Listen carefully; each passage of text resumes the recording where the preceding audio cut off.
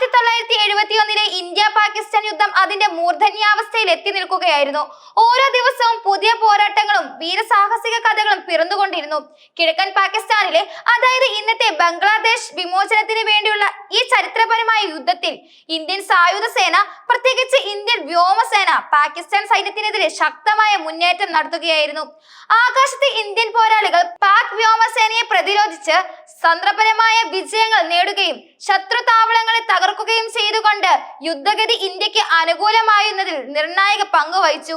ഈ തീവ്രമായ പോരാട്ടങ്ങൾക്കിടയിൽ 1971 December 12-ന് Indian സൈനികർ ആകാശത്ത് നടന്ന 2 മിന്നൽ സ്ഫോടനങ്ങൾക്കാണ് സാക്ഷ്യം വഹിച്ചത്. ഇതൊരു സാധാരണ പോരാട്ടമായിരുന്നില്ല, മറിച്ച് 2 പാകിസ്ഥാൻ വിമാനങ്ങളെ ഒറ്റയ്ക്ക് നേരിട്ട് തകർത്ത Indian pilot flight lieutenant Arun Kumar ദത്തയുടെ അവസ്മരണീയമായ ധീരകഥയായിരുന്നു അത്. അദ്ദേഹത്തിന്റെ ഈ ധീരകൃത്യം ഇന്ത്യൻ വ്യോമസേനയുടെ ചരിത്രത്തിൽ സുവർണ ലിപികളാൽ എഴുതപ്പെട്ട ഒന്നാണ്. ഡിസംബർ 12-ന്റെ പ്രഭാതത്തിൽ കിഴക്കൻ മേഖലയിലെ പാകിസ്ഥാൻ സൈനിക താവളങ്ങളെ ലക്ഷ്യമിട്ട് ഇന്ത്യൻ വ്യോമസേന ഒരു സുപ്രധാന ദൗത്യത്തിന് തയ്യാറെടുത്തു.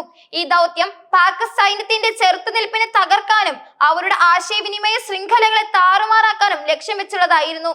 ഈ നിർണായക ദൗത്യത്തിന് നേതൃത്വം നൽകിയത് ധീരനായ ഫ്ലൈറ്റ് ലഫ്റ്റനന്റ് അരുൺ കുമാർ ദത്തയായിരുന്നു.